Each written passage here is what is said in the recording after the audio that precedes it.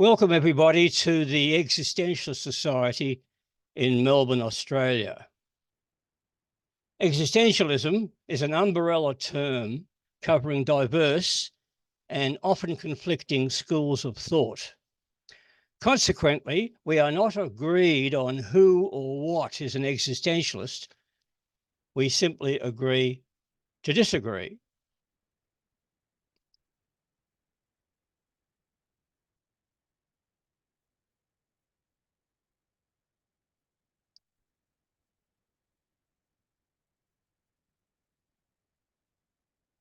I'm pausing because we've got Isamu up on the screen and I don't quite know how to get rid of him.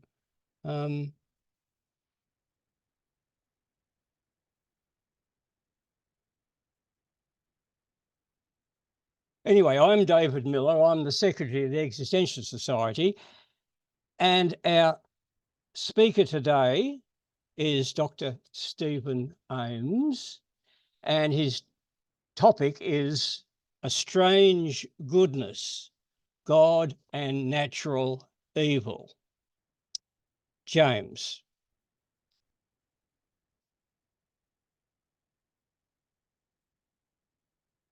You need to unmute yourself, James.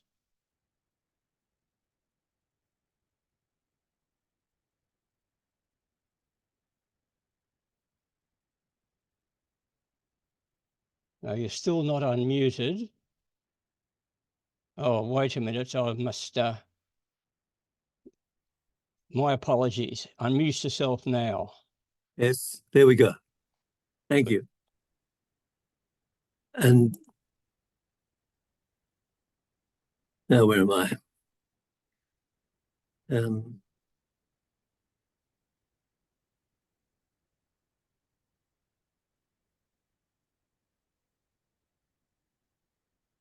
Well, David, I'm trying to get myself share screen, and I'm clicking on my screens, and it says share. There we go. I'm right now. David, thank you very much for the invitation to speak today, and thank you all for coming. And I hope you find yourself engaged by my talk, which will take the best part of an hour, I have to say. So this is the book cover of my book, which will be published, will be launched later in February. But let me just now introduce myself. I'm an honorary fellow in history and philosophy of science at the University of Melbourne. I have a PhD in physics, a young man's degree, 1970, and a PhD in philosophy of science, an older man's degree, and both from the University of Melbourne. I've co-designed and co-lectured with senior atheist colleagues in history and philosophy of science, the subject God and the natural sciences. And the lecturing went on for 20 years, which I certainly found very engaging. And I'm an Anglican priest attached to St. Paul's Cathedral, Melbourne. And my way of proceeding here will be by the displays and also by some notes that I'll read. I'll be presenting selected part of the book, and at least a couple of places I'll indicate what I've left out. So I hope that will work. Now, the book and this talk has three main sections. What is the problem in the problem of natural evil? And very happy to agree to disagree, but we're trying to actually get so we're not like ships in the night. That is my stance towards the students and my colleagues, my atheist colleagues in history and philosophy of science. And so then the question is, what is the problem? And then a solution to the problem of natural evil. And I give that as a theology of creation. And then the third part is reality checks, testing the solution. And in this talk, the third part is one page where I just dot point the 8 different objections that I consider. What is the problem in the problem of natural evil? The talk of natural evil usually refers to suffering and death due to natural processes like tsunamis, extreme weather events, genetic disorders, and all the suffering and death involved in the evolution of life on this planet. Many people find it hard, even impossible, to reconcile the suffering and death due to natural processes with the idea that these processes have been created by a God who is all-knowing, all-good, all-powerful, and who has freely created the universe ex nihilo, meaning not from pre-existing stuff. And God sustains it in existence for some purpose. Now, calling such processes natural evil is not a scientific usage. The natural sciences don't work with the idea of good or evil processes or objects. Rather, the term natural evil is used in response to the claim, especially by religious traditions, that the universe has been created good. And if we say that some natural process or event in the actual universe are natural evils, in the sense that they provide a basis for rejecting the existence of God, we are saying that the actual universe contradicts the kind of universe you would expect such a God to create. And for the argument to work, we need to have an idea of what kind of world we should expect such an omni-God, all powerful, all knowing, all good. What kind of world should we expect such a God to create? Now, I want a moment for theology to explicitly consider proceeding from the idea of the omni-God to the kind of world we should expect such a God to create, and with the realization that that theology may, depending on who's deploying it, may either support the claim about natural evil or undermine it. And we shall see examples of both in this talk. Now, my atheist colleagues and students accepted this requirement on our discussion, and we proceeded on that basis. And over time, the students, with just a little help from their staff people, from my colleagues, were able to meet this requirement. And so I'm now going to be talking about the students' response. And here's what they said. Firstly, a perfectly good God would create a perfectly good universe. The universe would therefore be created in its end state, thereby fulfilling the divine purpose in creation. The perfectly good end state would not include any pain, suffering, or death. And then lastly, there would be no process leading to the fulfillment of this purpose. God would just create it. Right? So the end state was not formulated beyond whatever fulfilled the divine purpose, whatever that is. The atheist students did not clarify the purpose.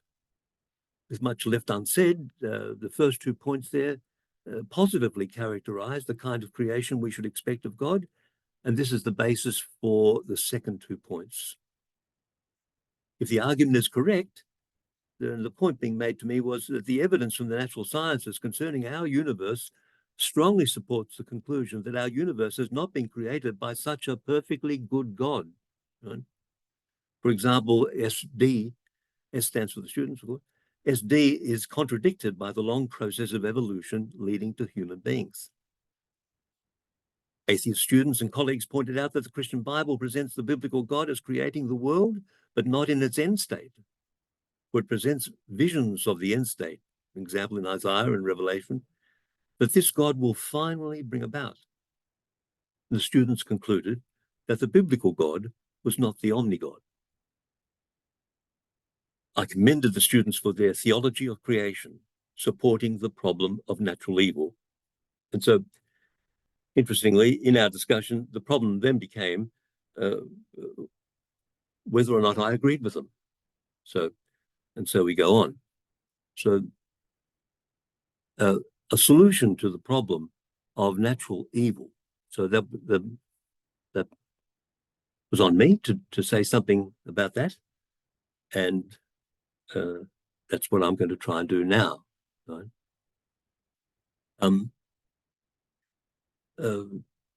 I need to offer an account of the kind of universe we should expect such a God to create. based on the idea of the omni-God. Now, I hope it's clear I will not be drawing on the scientific understanding of the universe and not concocting a theology to suit the scientific view, especially post-Darwinian view of the universe. It is not at all that I discount the scientific view of the universe, but if it is to be engaged theologically, it is surely appropriate to hear what, if anything, theology on its own behalf has to say about such a proposal, about the world it says God created. A limitation on this project, I best mention this here, is that since creation, theology says creation is a free act of the divine will, the creation would be contingent on divine freedom.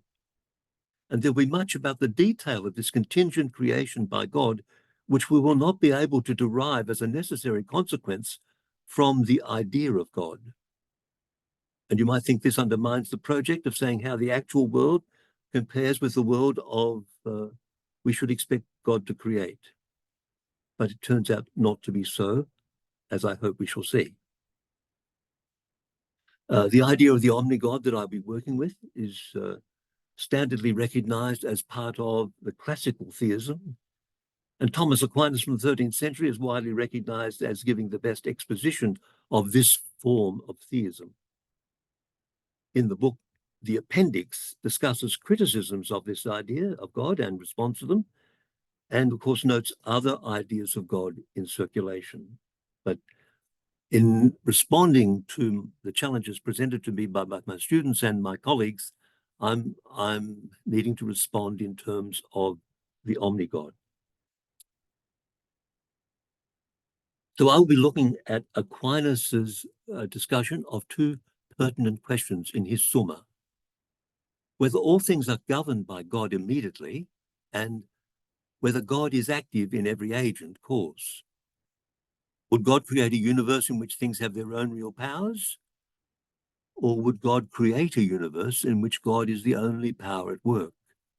And versions of the latter certainly were strong as part of the Reformation in Europe and also within Islam. Now, for Aquinas, God is the primary cause, creating from nothing, ex nihilo, and sustaining an existence the secondary causes we see operating in the world. Thomas's view of secondary causes is well known, but in my view, what needs to be more appreciated is the strictly theological reasoning that drives Thomas's argument. And here we have, according to Aquinas, God is the very essence of goodness, that than which none greater can be conceived. And therefore, we should also allow this superlative to serve as a criterion for our thinking.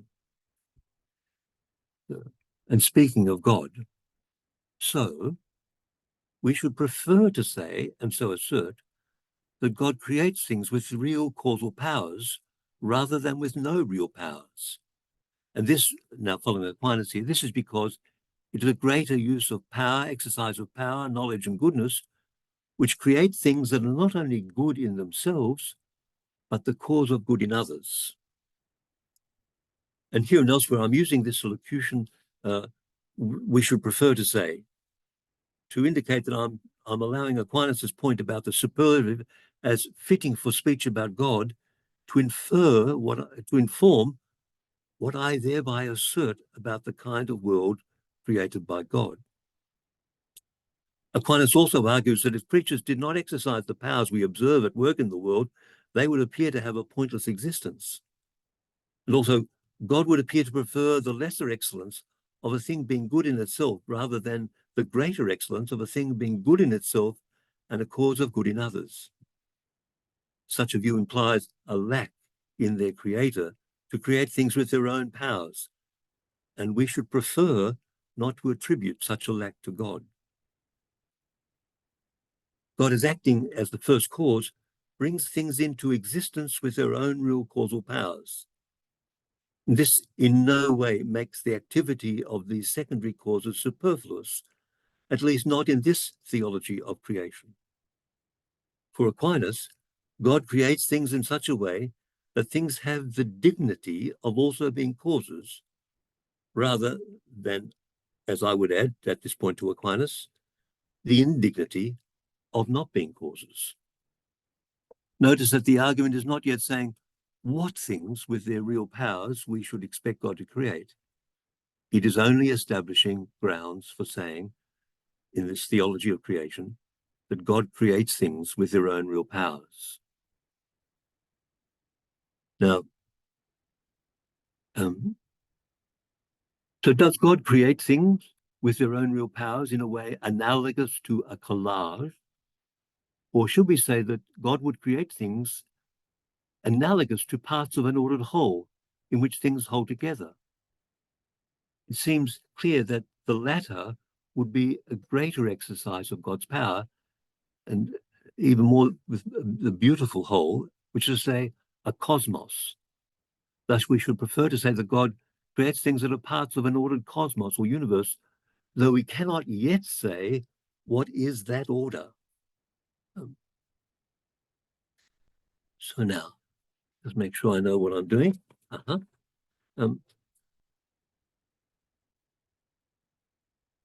This understanding of God claims to express at least one thing that is of value to God. Creatures with their own real powers that are good in themselves and the cause of good as in other creatures, that is, creatures as co-creators in a life-producing universe. And by the same reasoning, we should prefer to think that God would maximize the realization of this value to God in the creation.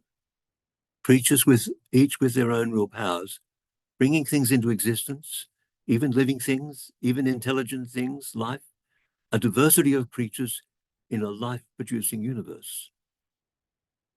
And following Aquinas, we should envisage the creation as a wholly participatory universe in which there are no wallflowers.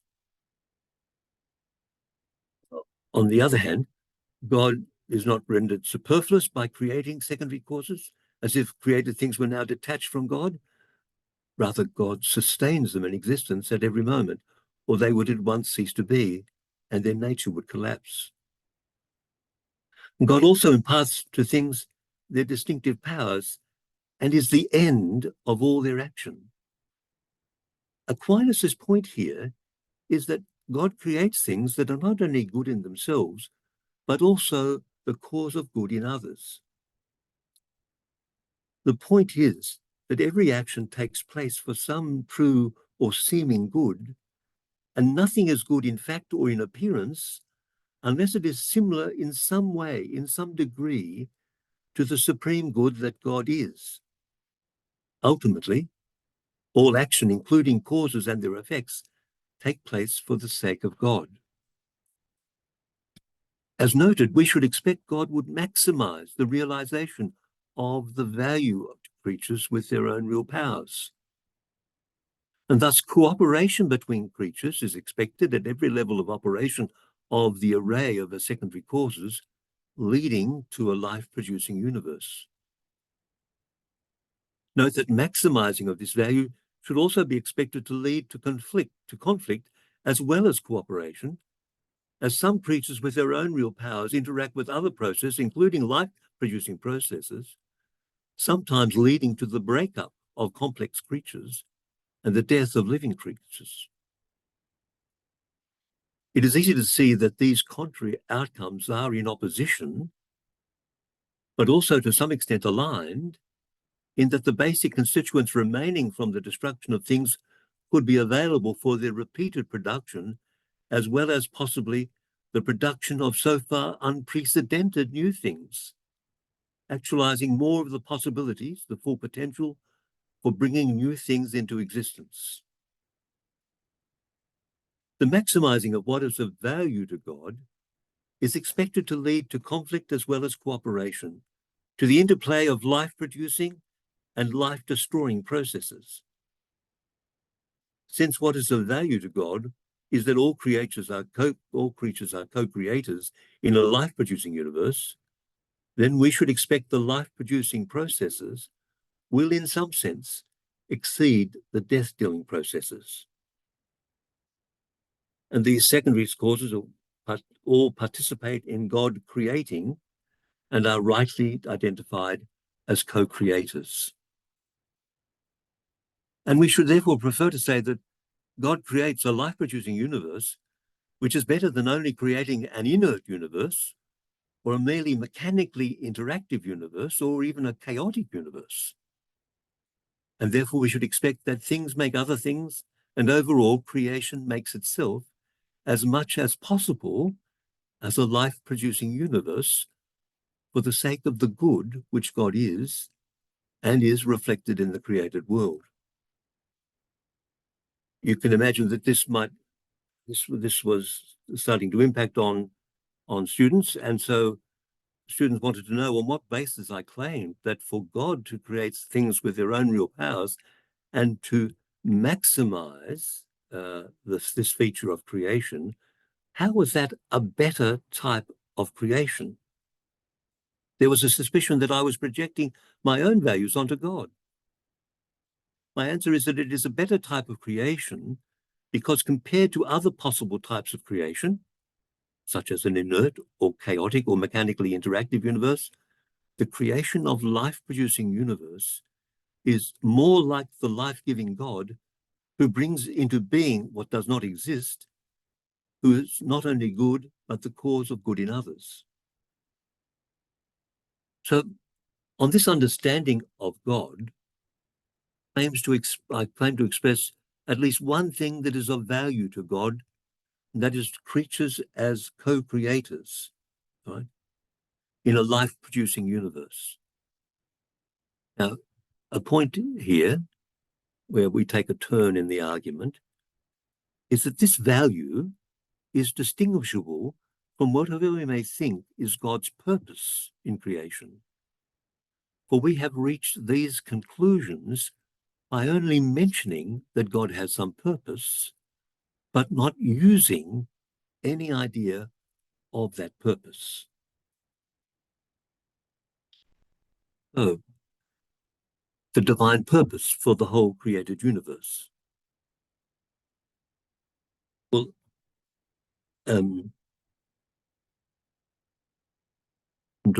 here we are. Yes, oh good, I just jumped ahead.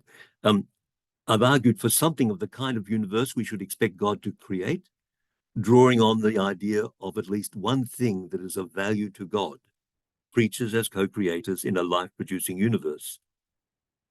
I mentioned but did not use the idea of divine purpose.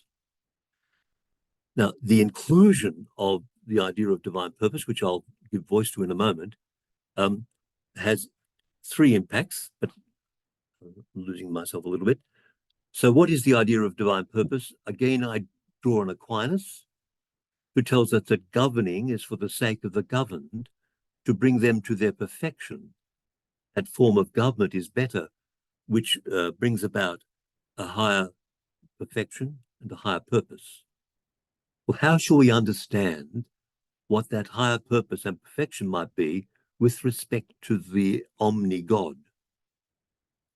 Right?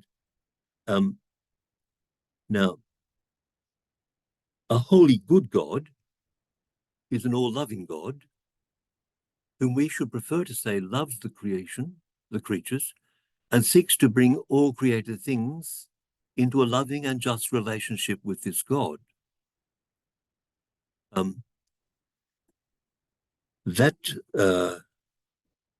No greater perfection is possible for created things that did not include this. I'm not thereby saying that this is the best God could do. Aquinas doesn't argue in that way. We should prefer to say, therefore, that to ascribe this idea of purpose to God rather than any lesser purpose.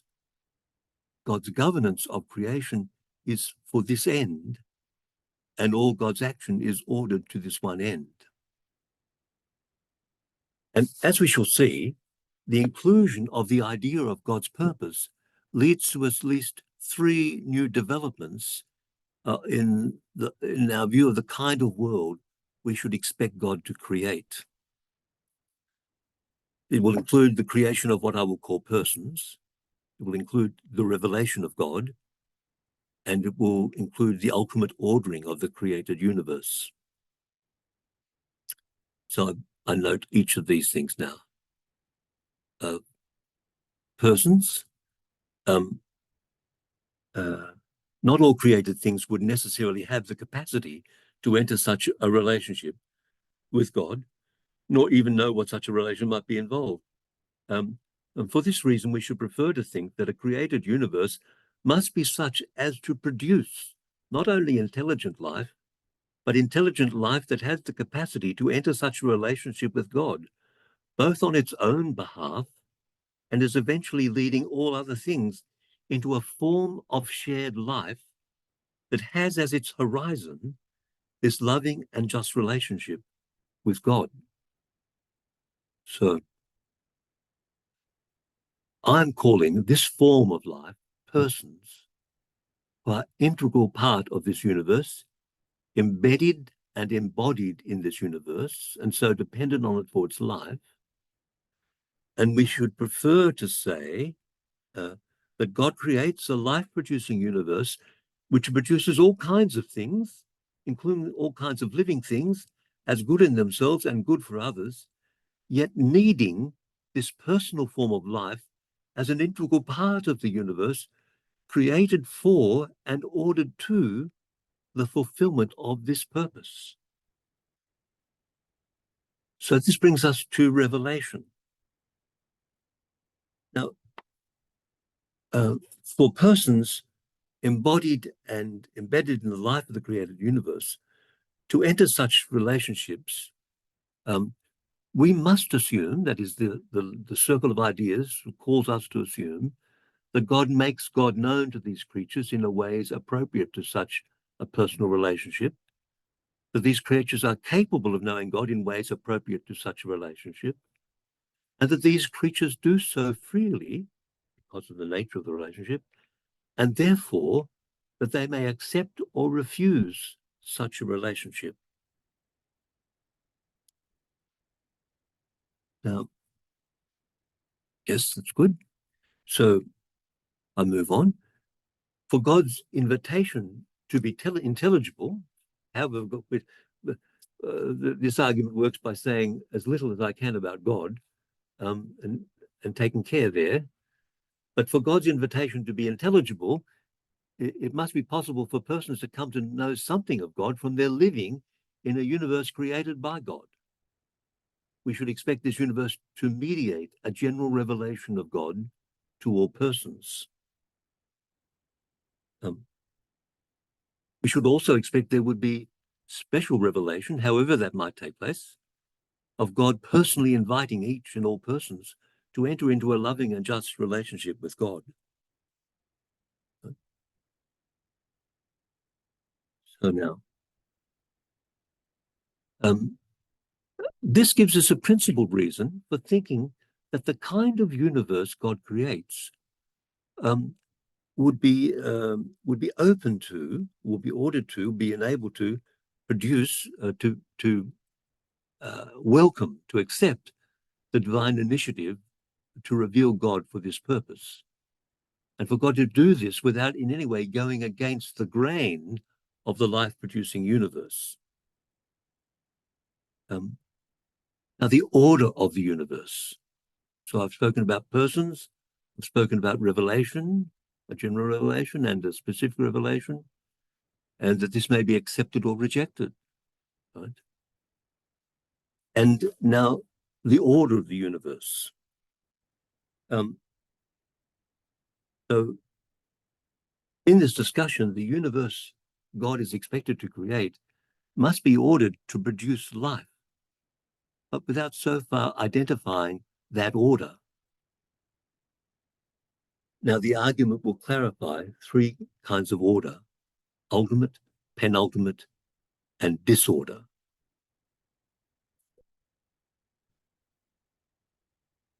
The created universe must be fundamentally and so ultimately ordered to serve God's purpose, which is for the whole creation to enter a loving and just relationship with God. The universe in all its parts, including embodied persons, are to be ordered to this end, so that this end is not alien to the created universe and every part of it, when and by whatever means God brings this purpose to fulfillment. So now we should think that the universe is created by God with all that is needed ontologically, whatever that may turn out to be, and operationally for its own operation, to also bring living persons into existence oriented to this purpose for the whole creation. Now, what more is needed from God's side to fulfill the purpose of creation is well, it needs further reflection, hold that off for another time, beyond expecting that God will do so.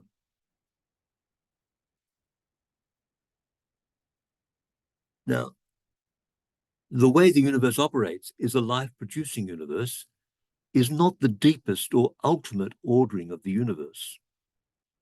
Rather, it is the penultimate order and is to be understood as situated within and to be fulfilled by this ultimate order, which, as the above argument starts to indicate, is announced in the penultimate order. Just let me read that more carefully, because I can't quite see something here. Yes, here we are. So I knew this would happen. Well,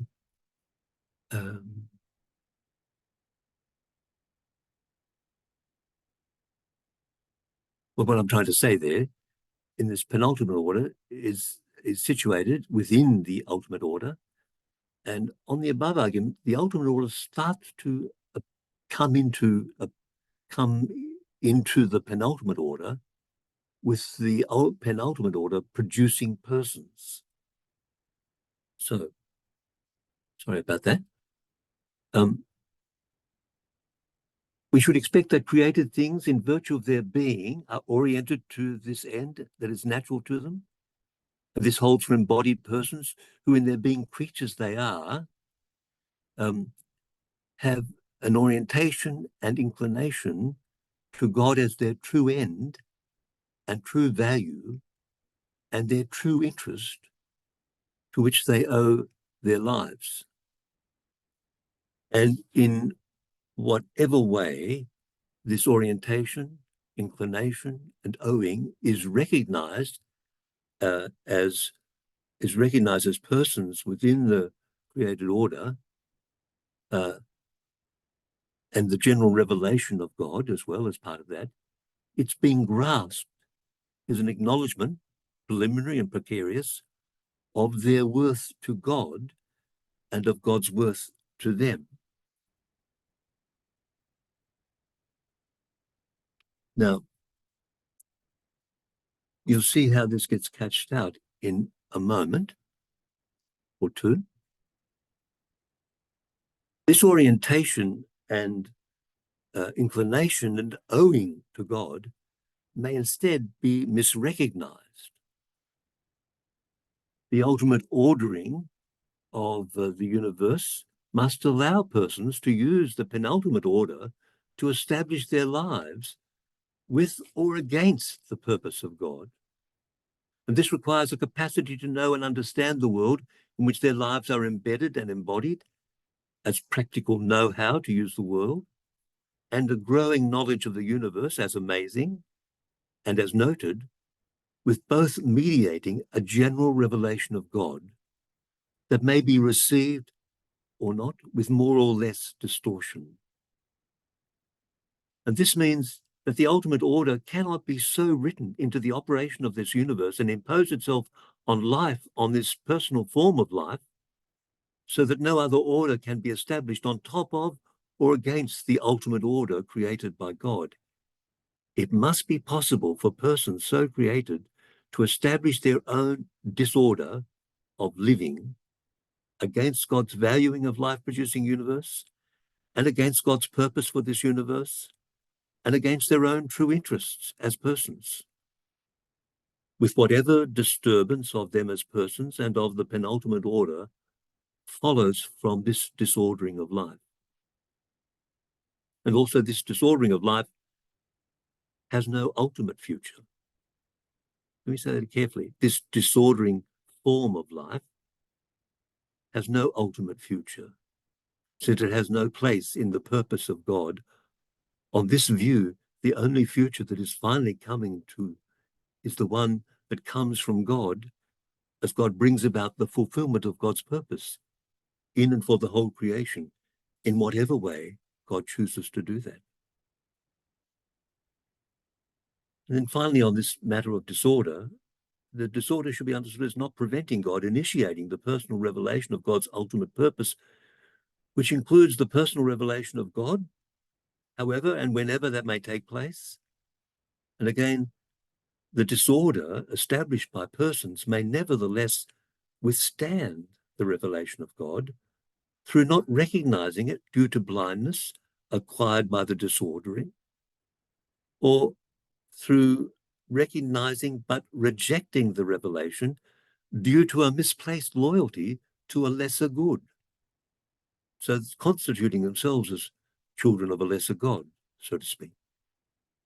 The recognition of the worth of God to persons and their lives accordingly, or the worth of the misplaced loyalties and living accordingly, are each a form of worship, or, as I would say, worship. So now, we come now to the next question, which may have been circulating well and truly by now. It's all well and good, Stephen, but how does the penultimate order in this theology of creation stand in relation to the scientific account of the actual universe?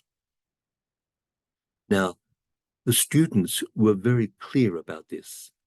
When they got through their theology of creation, they were able to make a sharp claim that given the scientific understanding of the universe, this universe certainly has not been created by the omni-God. And this is because God would create things perfectly in its end state. No process would lead to it.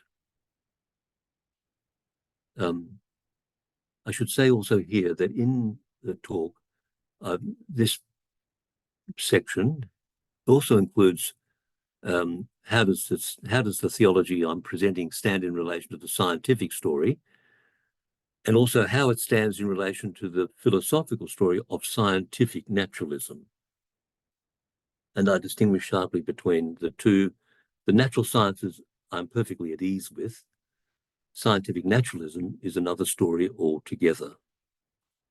So, and then another thing which is not here in this talk is, because it would take us too long. It's already taking too long, but is that I've also asked, how does this theology of creation I'm presenting stand in relation to the Christian tradition about the kind of universe in which we live?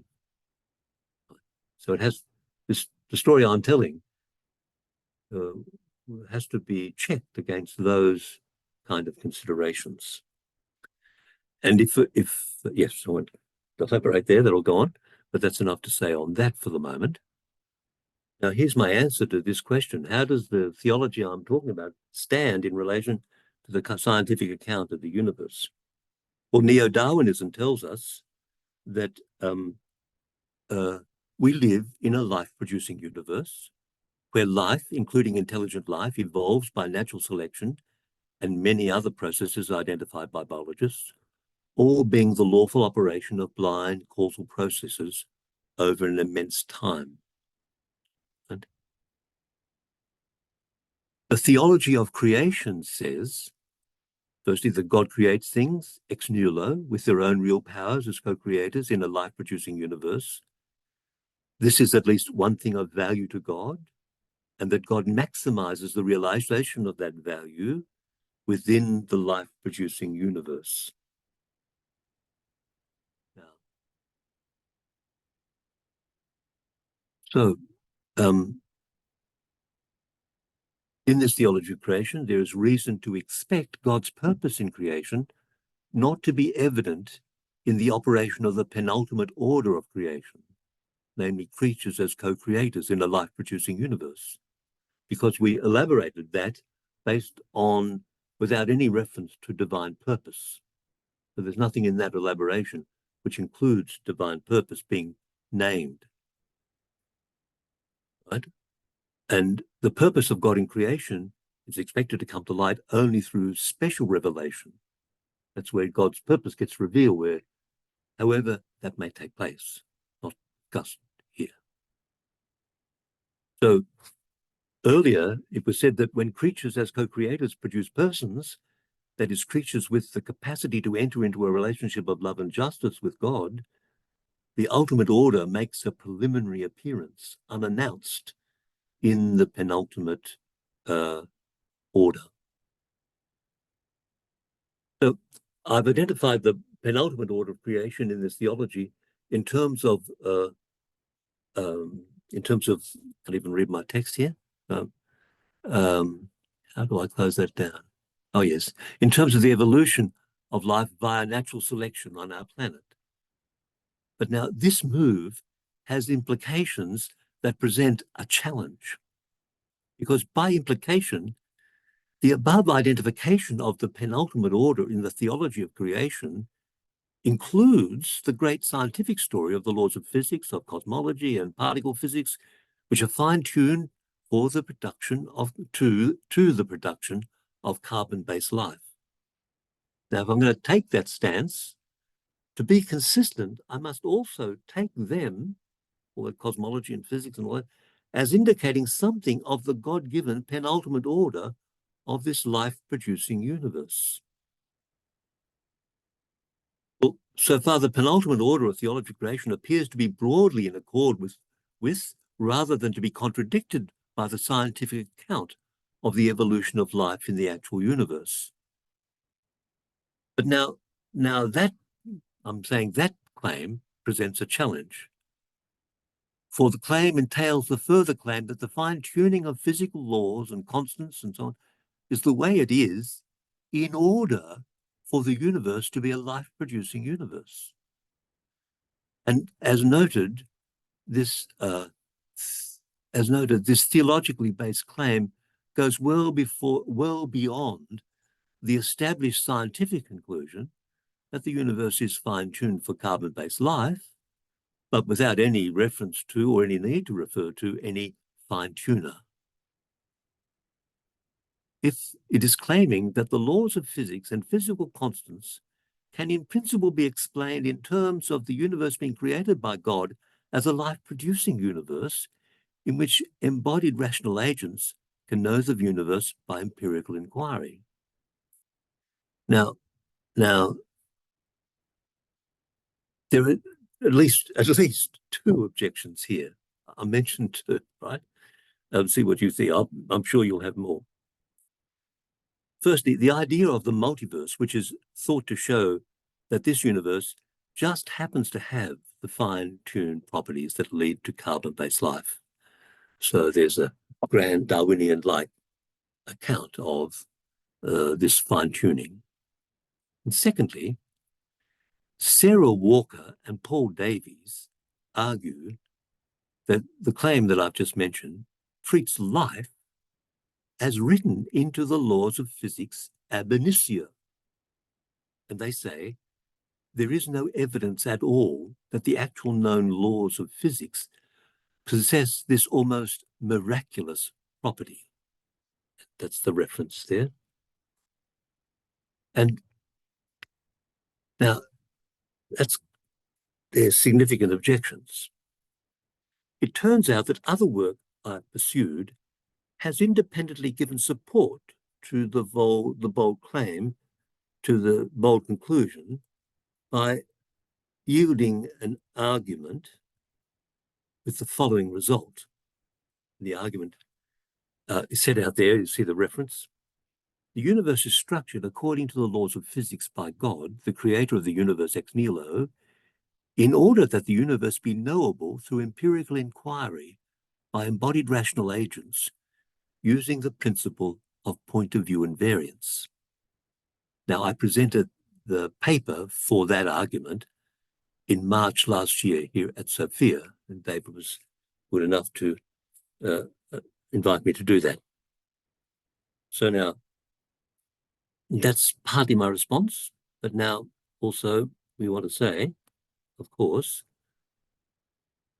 now, so I'm now saying that I at least have an argument that supports the claim, identification of the theology of creation, that it well meets the evolutionary view of life on our planet, in our universe, and that it can meet the challenge of these two objections. Now, what can I say here? But that, of course, this is contentious. I want to say it's contentious and needs defending, of course, and I hope over time that it will be defended against against an array of objections. So the argument I've just referred to has nothing to do with God from intelligent design arguments, or from anthropic principles, or from fine-tuning arguments, nor does it stem from the old argument from design, like Paley used.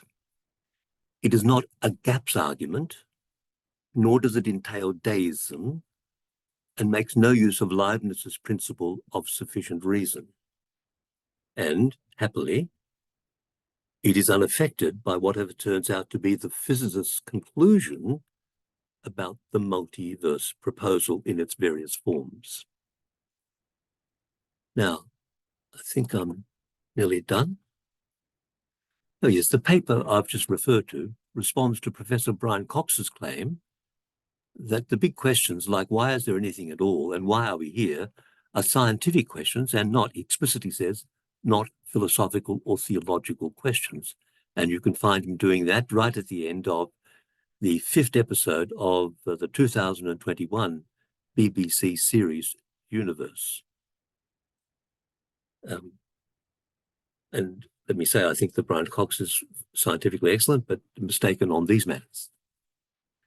The paper I've just referred to, that I presented here to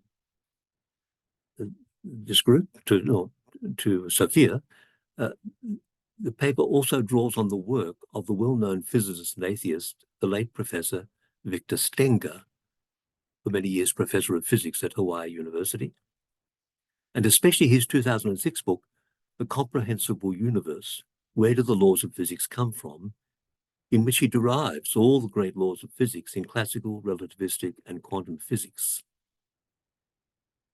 Now, this is what I was saying before. This all needs to be tested, of course, but it does support the claim that the penultimate order of the theology of creation appears to broadly accord with, rather than be contradicted by, the scientific account of the evolution of life in the actual universe. And this is my solution to the problem of natural evil. And my last slide here are the 8 reality checks that I've engaged in the book. David, in relation to the material you sent around for reading, which I've read a bit, I think the these that most quickly refer to your or are in the neighborhood of that material is number 6 and number 4D. God is reckless and cruel in creating this universe. And number 6, the evidential problem of natural evil presented by William Rowe. But so, thank you for your attention and look forward to engaging with you. Well, thank you. Dr. Stephen Ames, for your presentation to the Existentialist Society on A Strange Goodness, God and Natural Evil.